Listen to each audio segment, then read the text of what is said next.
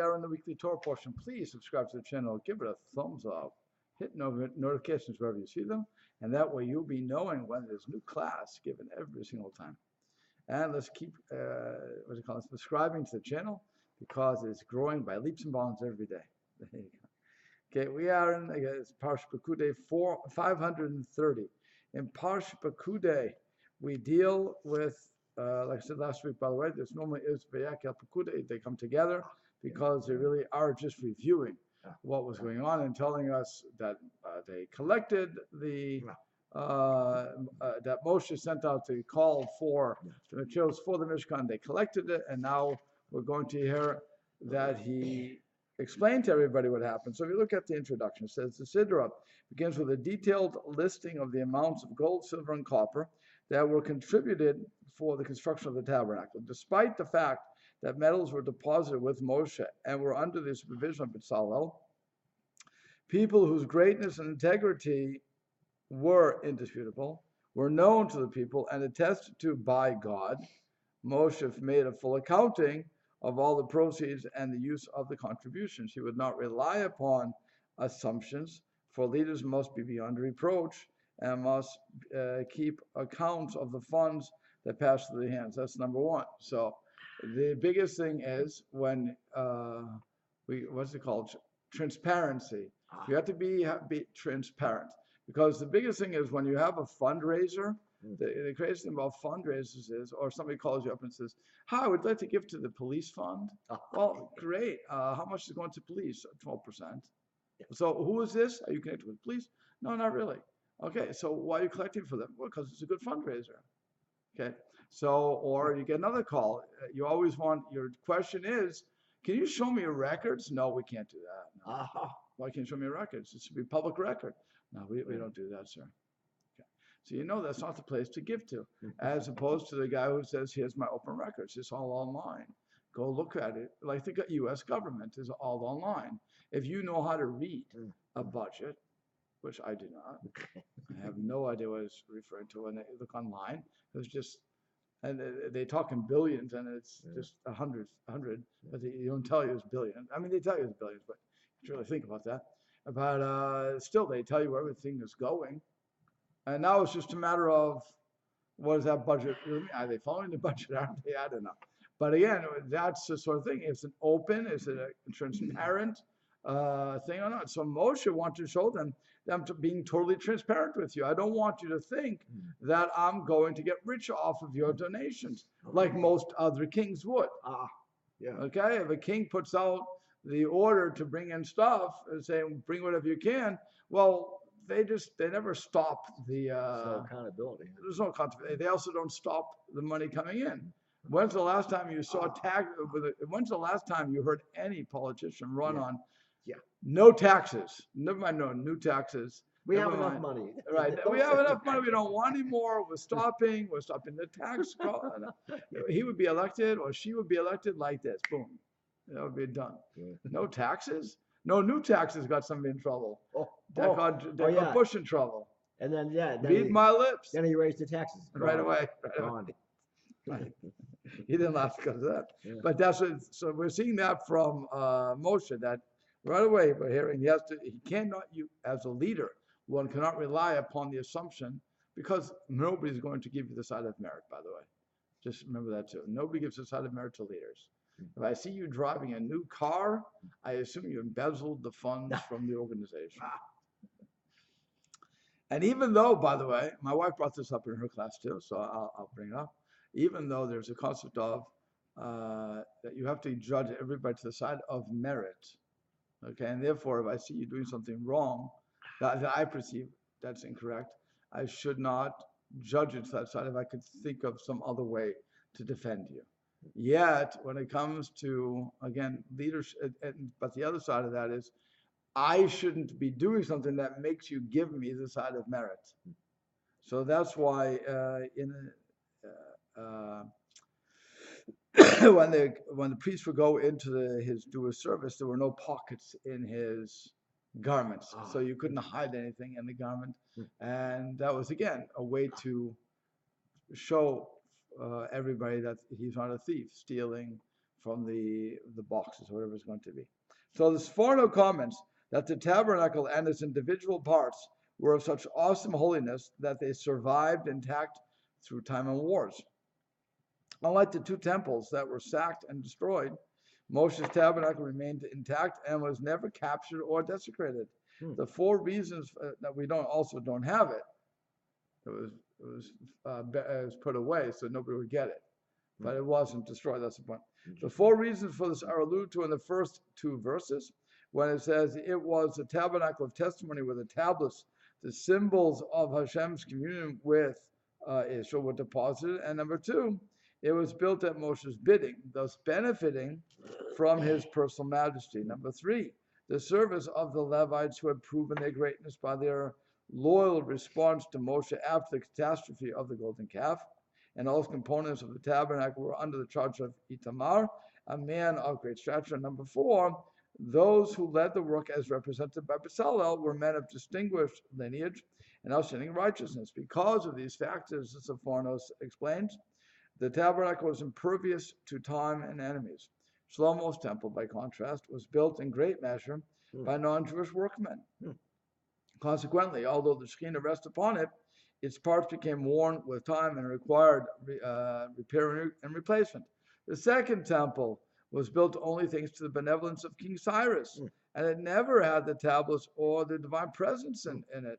Both temples fell into enemy hands, were looted and destroyed. The Sforno comments further that compared to the gold and silver that were used in the temples of Solomon and Herod, the amounts listed below are insignificant. Nevertheless, the tabernacle surpassed both temples in holiness, as noted above. This proves that God rests his presence not where there is wealth, but where there is righteousness. So that's already a drasha that the Sforno is giving us, that it's more important to be righteous than to have the money. So in other words, when I'm building my building for Hashem, it should be L'Shem Shamayim, and it should be for the sake of heaven, not because I want my name on a beautiful building such as the Taj Mahal. Yeah, the great glass church was there. Glass church? Which I don't know which preacher is it. The guys that used to be on television, the big glass church, is huge. You got me on that one. I don't know. But it's the guy out in Denver or something. I can't remember that. I wouldn't know. Robert Schuller. Remember that name? No. I never paid. Oral Roberts. No, Robert Schuller. Which I don't know. I think it was the Glass Cathedral. I think it was huge. I mean, he was on television decades ago. I think he was kind of a follow-on to Norman Vincent Peale. I don't think Norman Vincent Peale ever had a huge thing, but this was just and some people mocked him because his words of I listened to him just when he's just giving the speech. It was a very good generic speech of how you should live. But a lot of people mocked him because of this humongous building was just that was all the building was all show. Right. Okay. Well, so that's what the point is here. You had Solomon and you had Herod building a beautiful building. It was the most beautiful things that were there, and they were destroyed. Now, I'm not saying that Solomon built it not l'shem shamayim. He did build for the sake of heaven, nonetheless, and even Cyrus probably did to an extent. Herod probably did. No, Herod didn't. Herod had no interest in l'shem shamayim. So forget that. But Solomon certainly did, and so what would happen with him is that he didn't listen to the Torah in the end, with how to do certain things, and that's why ultimately, hundreds of years later, it would fall, but because people weren't listening to Torah. So so now let's go to the verses. It says, "Ele Pekuday HaMishkan, Mishkan HaEdut." These are the accountings of the Mishkan, which is the temple of the tabernacle of testimony, a shipukad, that were counted by Al-Pi Moshe, via Moshe, Avodat HaLeviim, the service of the Leviim, B'yad Itamar, that was in the hand of, under the power of Itamar ben Aaron HaKohen. So what's going on there? So he explains, let's just use the English for this. It says, these are, again, the word Elah, these are. This verse suggests homiletically that the only meaningful reckoning is the account of is the account one makes of resources that are devoting to building Hashem's sanctuaries and otherwise used for the sake of heaven. Only such investments are eternal. The others are transitory. As sages remark, the word mammon is a contraction of ma'ata moneh. What are you counting? Enoklum, it's worthless. And by the way, if you think about what is $1 million worth, the brother's not still, he's taking the place, okay, right? So what's if you would? I went online. It's an amazing thing online. Where you can find. I was curious about what my dollar today was worth 10 years ago. So I put it in. What is dollar worth compared to? And they have actually a program that if you put in the year and you put in the amount compared to now, it'll show you what compares those 2 years. Right, to show you what your dollar was worth, what it is now. So, an inflation calculator. Right. So there hasn't been much inflation in the last 10 years, has there? So it still shows you buying power. Really look at buying power. Yeah. So buying power of the dollar. So I think I put in like 1960. I think I put in $100. It's like 1960. 1960 to now. Oh, now you're talking. Now 1960 to now. Yeah. So I think they said $100. I think it was something like.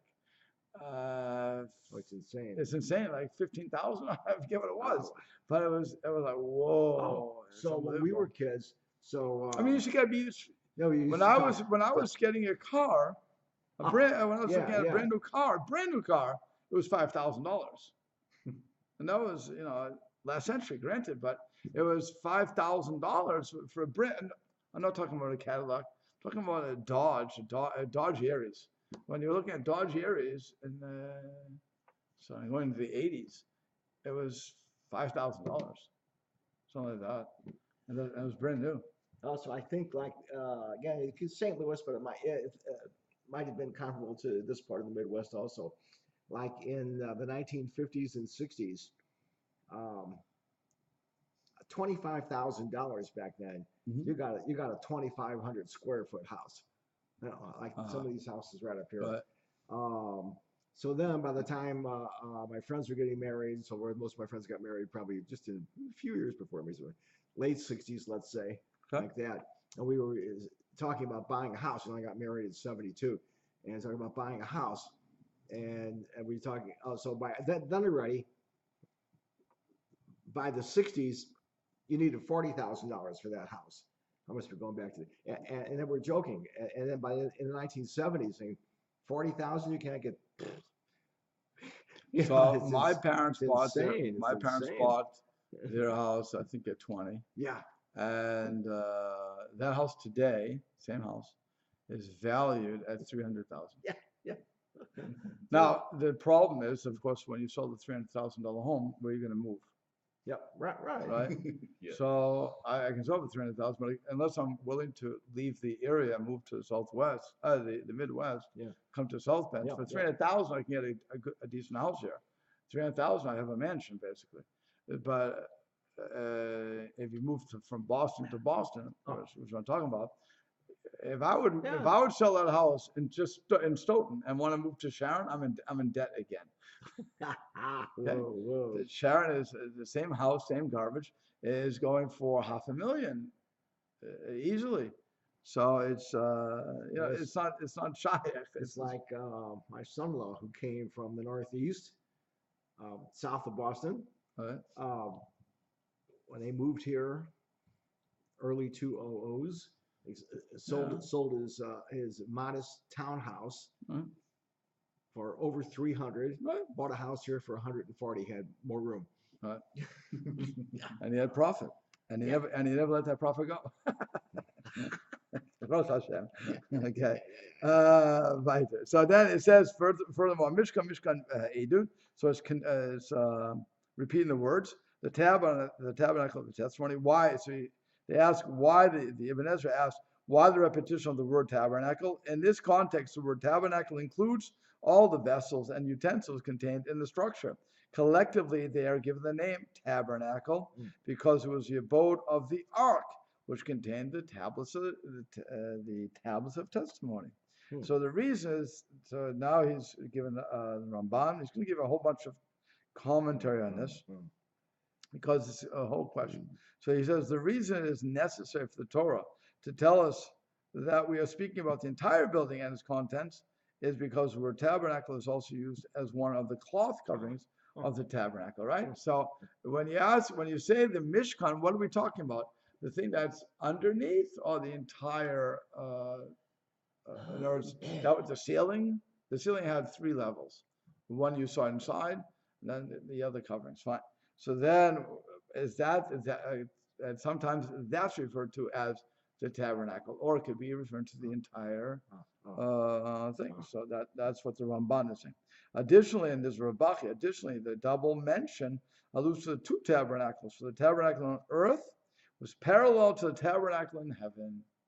So that's a fascinating concept that he just runs through. He just gives it to you and says, here, go chew on this one now. That's Mr. Archgill. Okay. He lets you think about it. We say that whatever's on the earth, there's something opposite in the heavens. Not anything, I shouldn't say anything, but like Gan Eden on the ground, on the earth is parallel to, how would that be parallel? Up? Yeah, okay, this level. Yeah, okay. So, and up in Gan Eden, whatever that would mean, that you have Gan Eden up there too. Yeah, so what's your question? So it's like in the temple. There's another one of you up there. Okay.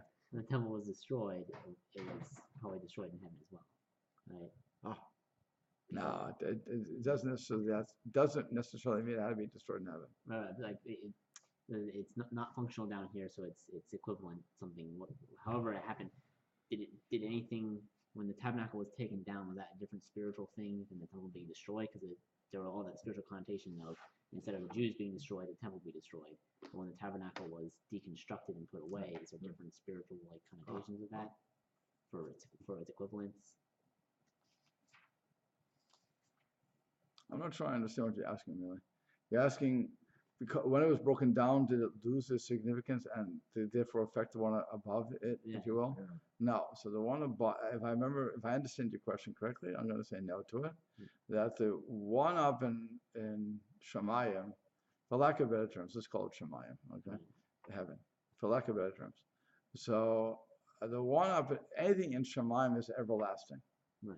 What it's showing you is the potentiality of what could happen. So when we were traveling, so then Hashem commanded us to deconstruct it.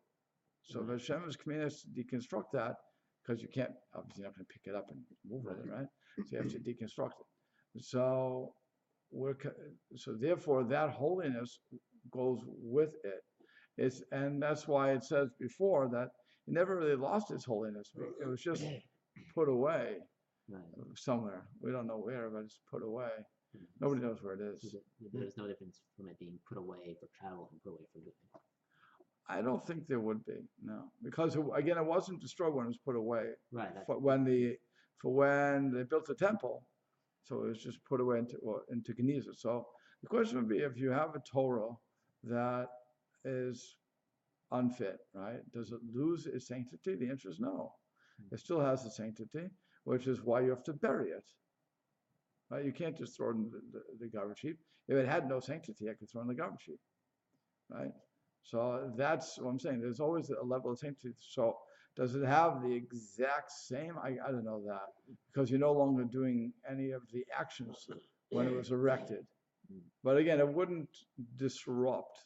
I don't think it would disrupt, if you will, the sanctity and the one in Shemayim, or the temple in Shemayim, or whatever else is in Shemayim.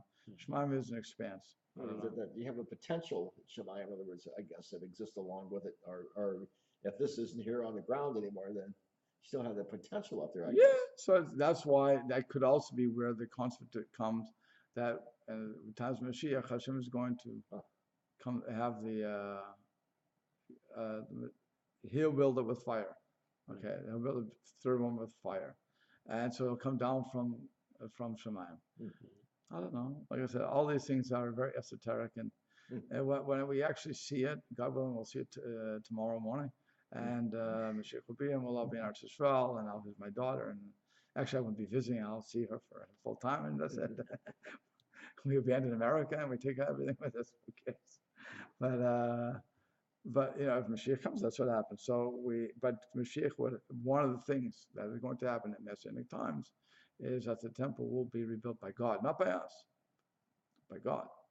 And so, mosque beware, because you're in the wrong place at that time. Now you have to God's going to take that out. I don't know if he's going to destroy it or if he's going to move it. But you're not going to use it because it's only going to be one religion in the world. I mean, I shouldn't say that. There'll still be B'nai Noach and there'll still be Jews. But everybody's going to recognize that they're all wrong. So I guess they're going to turn that into a place that they can pray. Although I don't think the mosque has anything in it that would be idolatry. But certainly the churches do. So they would have to be fixed up. But I always thought like I was familiar with the concept of the temple in Shemayim. I always figured it was the same for each. Like there was the temples on the ground that were built and either destroyed or put away, but there was that one kind of like spiritual temple. Yeah, so held for all three. It's But the fact that they're saying that each one had its equivalent. I was wondering because two of them were destroyed. Remember, I'm not going to say that. Okay, so there's only one temple in Shemayim. Oh, There's not multiple. We don't have Solomon, Herod, and the third. No, there's only one.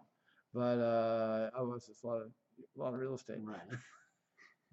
Has to fit in the same place. Remember, it's all going to fit in the same place. So, right. It's no. I think that when they said they would refer to one. Okay. And the question would be which one would it have been? And again, the tabernacle was wandering. It never was supposed to be in one particular place. Right. That was the fascinating thing about tabernacle, by the way. I've used this many. I didn't invent the word, but it's the Oedipus complex. Not Oedipus. Oedipus complex. It's the Oedipus complex. People like to build buildings, and they get attached to the building, and they can't move past it, which is why you have synagogues in the wrong part of town.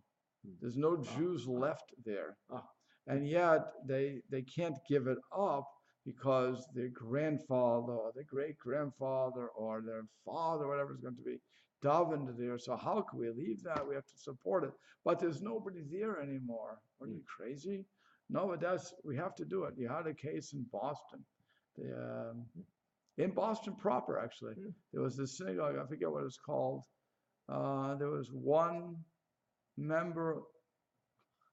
I think 2 members left. How long ago are you talking about? This is the 80s, 90s. Really? It was recent. It's the 90s. But there was I think 2 or 3 members left, and they wanted to sell it. Let's get rid of this. I forget which one it was, but it was Orthodox synagogue. And they said, enough is enough. Okay, we've been taking care of this for a long time. It's time to sell. Well, once they heard it was going to sell, suddenly people came out of the word. How can you sell it? My Zaidi used to daven it. Crazy. He doesn't daven it anymore. He's dead. Okay. And so they forced them to turn it into a historical site. They couldn't even sell the building as a result. So, and everybody said, I'm so happy you want the building, but do something with it. It's not meant to be here. And the same thing with Torahs. When you have a good Torah, and what happened, people put it into the box so people can see it. What do you do? Are you crazy? It's a holy object here. What are you doing? But again, they're using it just as a museum piece. So that's not what it was supposed to be for. And that's why the tabernacle was such a unique thing, and that it would travel with us. It went wherever we went. Or we went wherever it went, I should say. We fought, wherever God was bringing us. But that was the beauty of the tabernacle, as opposed to the temple. The temple set it right there in Yerushalayim. That was the end of it, on top, right where like I said, right where the mosque is, from whatever it's called, that mosque. What's the mosque? Alaska, the Dome of the Rock. Yeah. That is right where it shouldn't be. They built it on purpose. Yeah. Okay. But that was where the temple was. That's what they say. So again, that would have to be moved, but that's not for us to do. That's for God to do. And so how He's going to do is none of my business. I'll leave that to God. Okay. Then it says of testimony, Why is it called the temple, the ark of the temple, tabernacle of testimony? Because the divine presence was upon it. The tabernacle testified that Hashem had forgiven the sins of the golden calf. That is according to the opinion that says that the temple, that the tabernacle was built as a result of the golden calf. According to the opinion that says it was always going to be built, this will not be a true statement anymore. Okay?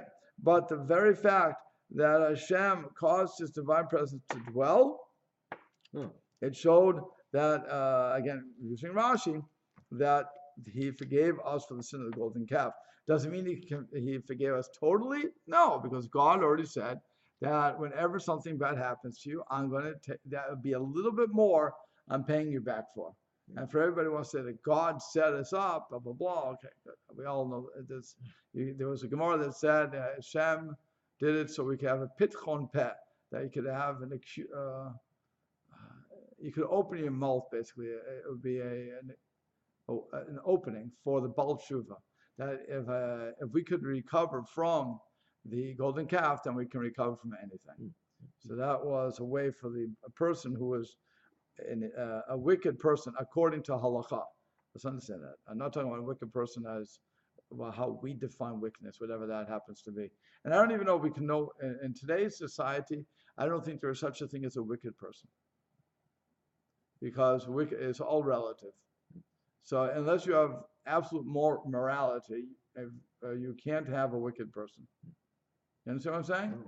If you have absolute morality, now you can have wickedness. But if you have relative morality, you can no longer have wickedness, because who says that my definition is correct? It's relative.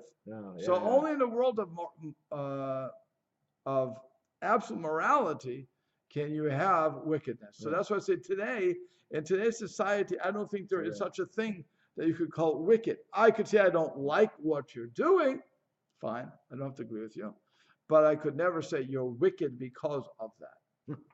Okay, but like I said, so in halachic terms, though, there's an absolute morality, and therefore we can say who the wicked person is. And that wicked person is one who does not follow Jewish law. So if that person is not following Jewish law, so you would think, okay, once I don't follow it, once I've been cut off 1,000 times for whatever I did, so therefore there's no coming back. The answer is no. You can always come back. What's your proof? The golden calf. Okay, so that is the ultimate thing, and that's why Rashi was so strong in saying when the divine presence settled upon the tabernacle, then everybody knew that Hashem had forgiven them for the golden calf. Again, not totally, but there was a forgiveness. We have to keep working on it, working. Alternatively, and this would be going to the Ibn Ezra or Ramban, the testimony refers to the tablets. Simple. It has nothing to do with God resting his, God putting his divine presence there and causing and showing us we're forgiven. Okay, so that is as the next word, next lines. B'Tzalel ben Ori ben Chor. So you have B'Tzalel, who was the son of Ori, the son of Chor. And again, it goes to the grandfather. Why didn't it just go to Ori? Why did it have to go to Chor? Because Chor died at the sin of the golden calf. That was the nephew of Aaron, and so he put up a stink and saying, you people should not be doing this. You shouldn't be making a golden calf. You shouldn't be worshiping to it. So they killed him. They just killed him for it. According to that midrash, they killed him. So that's why it connects all the way to the grandfather, because here was a guy who fought for the people, fought on behalf of God for the people. The people killed him, but his grandson would be blessed with the ability to bring God's presence back into the people. In his merit, in his merit. And that from the Mata Yehuda, and he came from Yehuda, which was the largest of the tribes, and also the kingly of the tribes.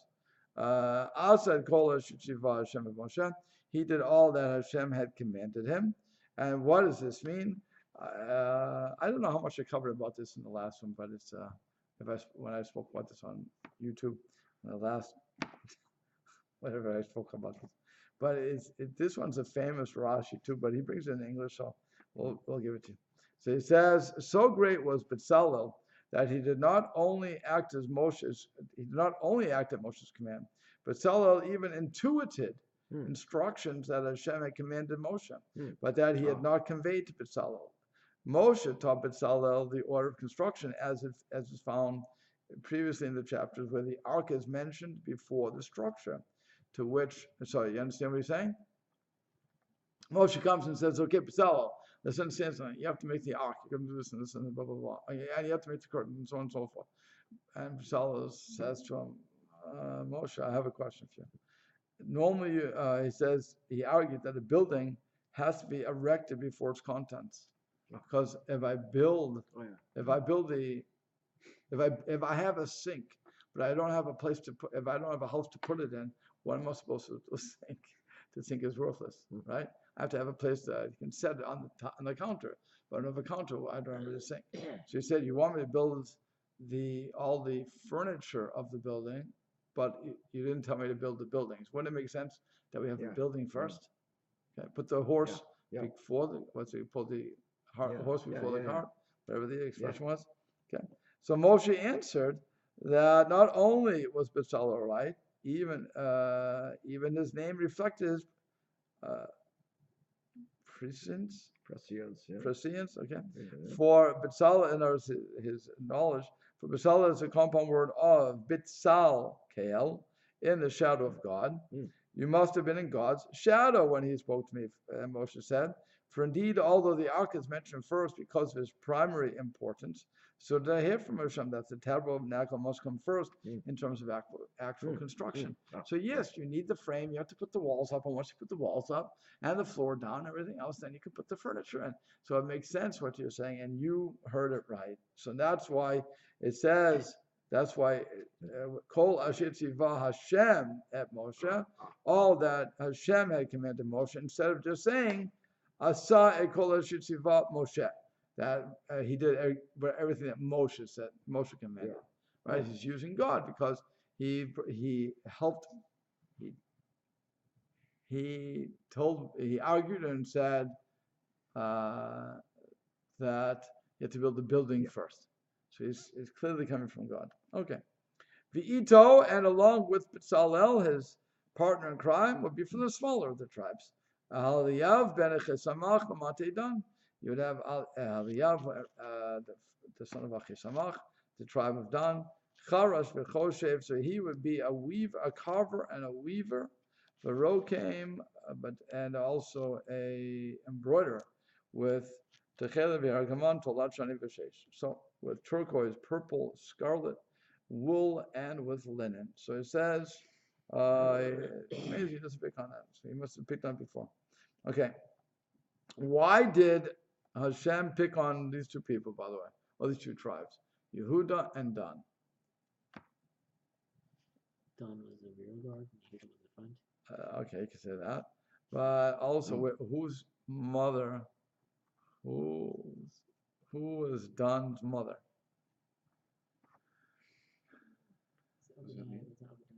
Say it again? I said Obadiah, but Obadiah's own name. Obadiah. Wait, what? Not Zilpah. I said Dan. I know Dan. His mother is the one of the concubines, not concubines, the maidservants. Right. So which one? Can't remember. Zilpah. Zilpah. Oh, I was right. Zilpah. Right. No, I'm sorry. No, not. Bilhah was the.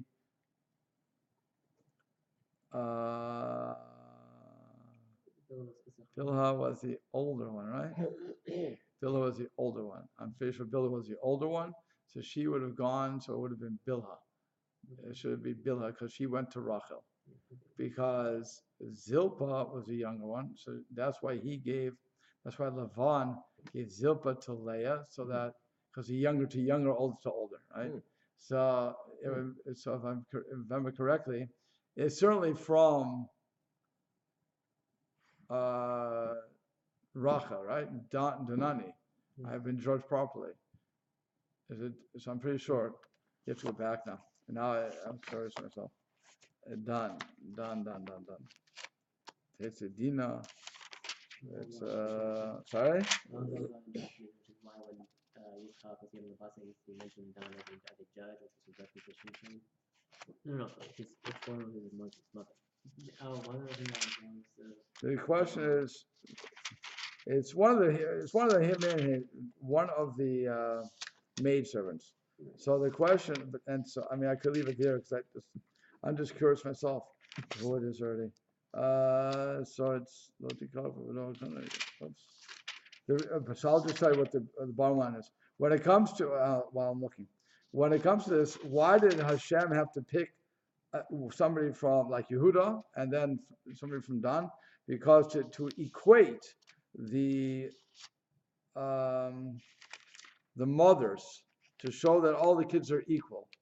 In other words, just because you come from a maidservant doesn't mean that you are of less stature. You have the same stature, and that's why he picks those two tribes. Okay, here we go. Zilpah, yeah, Leah was given Zilpah. Good, that I got. So now the question is, she conceived. Okay, Rachel saw. She gave her and for the sister, and then what happened? So she says Bilhah, and then Bilhah. Done, right? Bilhah. Okay. So that's what it was. Okay, so that's why we have to hear both people. Then it says, Kol Zahav, on verse 24. Kol Zahav Asay Malacha, so all the gold that was used for the Malacha, Kol Malacha Kodesh, and all of the holy work, for all the holy work, Vahi Zahav, the wave he offered up gold was, and how he gave a price. I mean, the amount. Teisha v'esrim vikar, 29 kikar, talents, he calls it. And 730 shekels worth of weighing, I guess, 730 shekels in the sacred shekel. Again, he's giving an exact amount, so nobody can say that he was trying to cheat anybody. And it says, so he brings down that for all the holy work. The seemingly superfluous phrase is included to show the extent of the miracle. In the ordinary course of working with gold, there's always waste, especially when the vessels are as intricately carved and cast as the menorah and the keruvim. And the gold has to be cut into slivers to be woven into the threads of the vestments and tapestries. Nevertheless, as our verse states, all of the gold, without any waste, went into the holy work. How they did it was obviously a miracle. There's no making it out of that. And what you should have asked, wait a second, they didn't make the menorah. What? They throw it into the, because remember it says that Moshe said, I don't know how to make this, the menorah. So Hashem showed him the menorah of fire, right? That was the first thing. And Moshe still said, I still don't know how to do it. So Hashem says, take the ingot of gold, throw it into the fire, and I'll have it come out. Okay. So the first time, that's why said it was made, as opposed to he made it, or you will make, or whatever. So that's the first one. After that, once you see it, so now it becomes possible for the other person to make it, however they're going to make it. Because they had to make more than one for different times, yeah. So, just for reference. Say again? Just for reference. Yes. To humorous. God said, you know that thing you did with the calf? Yeah, do that, but this time I'll be in charge, and it's gonna. Well, it wasn't Moshe who did it. Or like putting gold in a thing, in a pouch or whatever, putting it into the fire, and it comes out as something. Correct. Well, that's why, as we said last week, it says Vayakel Moshe, right? To say, what does it mean? He assembled. And what's the same word that they use in golden calf? Okay. If you caught it last week, you would see the same thing. It's you would have heard this, but they're making the comparison to that, to say this, and that's why Rashi will say, and Rashi and his ilk will say that this is a repair for the act of the golden calf. That's why they use the same words. So you're right. It's a good comparison to do that, and you should look for the parallels of you throw the stuff in, it'll come out, no problem. And that would be compared to what Aaron did. If you go by the second story, not the first one. By the way, that's also, you say threw into the pouch, right? So you're following the ArtScroll's translation of the Chumash, following the first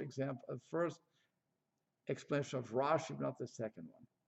Rashi says in the first one, they put it into a pouch and they threw it in, that's it, and it came out. And said, but the second one says, no, he actually inscribed it, and which would take longer to do than inscribing. So that would have taken long. It would make sense that he would have taken his time because he wanted Moshe to come back, as opposed to taking the whole pouch and throwing it in. But nonetheless, that's where the ArtScroll translates by Rashi's first answer versus the second one, which is how most people understand it. If you see, most people will say he formed it, he cast it. And that's why Rashi will even say, and when he's retelling the story, actually the Ramban will say when he's retelling the story to Moshe, and he says, I threw it into the fire and it came out. And so Ramban says, he lied. He formed it. What do you mean he threw it in? So he says he was afraid. He was afraid of Moshe. Whatever. So he lied. That's why he lied. But it also gets into the problem of how can he lie? He doesn't lie. He's a tzaddik. So that's the other question. I mean, the questions, for every time you say something, you have 1,000 more questions based upon that. Okay. The word key card. I thought that was like a town square or a circle or something. No, I think it was a different word. I'm not sure. A kikar is a talent, so it's a measure. Yeah. But he's saying it's 3,000 shekels. I don't know what. I'm not sure what you're thinking of. Like some of the places we saw in Israel where they had signs erected. I forget kikar or something. You know. I think even at the Far I've heard of. Kevin Rockwell, where they had a turnaround, you know, like a bus or a car turnaround, and they had like a big stone thing with the engraving of the people who contributed to the building that they constructed around, you know, the newer, secure type building and the high fences. But there was a certain family head, and I think they called it a kikar or something. I forgot. There was somewhere else also in possible. Where was it in the start of Ben Yehuda's Kikar. What's that? The start of Ben Yehuda Street in Yerushalayim is Kikar Sion. So what's kikar mean? Square. Mean square today? That's what I thought. Yeah. Okay. So that's how they connect it with the. Here it is translated as a talent, like a talent of silver. Right. Well, that's the original thing. So why the question would be on modern Hebrew? Yeah. Why they went from a talent to why are they connecting that? Yeah. Right. Okay. Well, actually, I have to stop here. Okay. Oh. Maybe there's a dual meaning. In this video, I'm going to show you guys how I made 200. It's going to show me how we made $200. Good.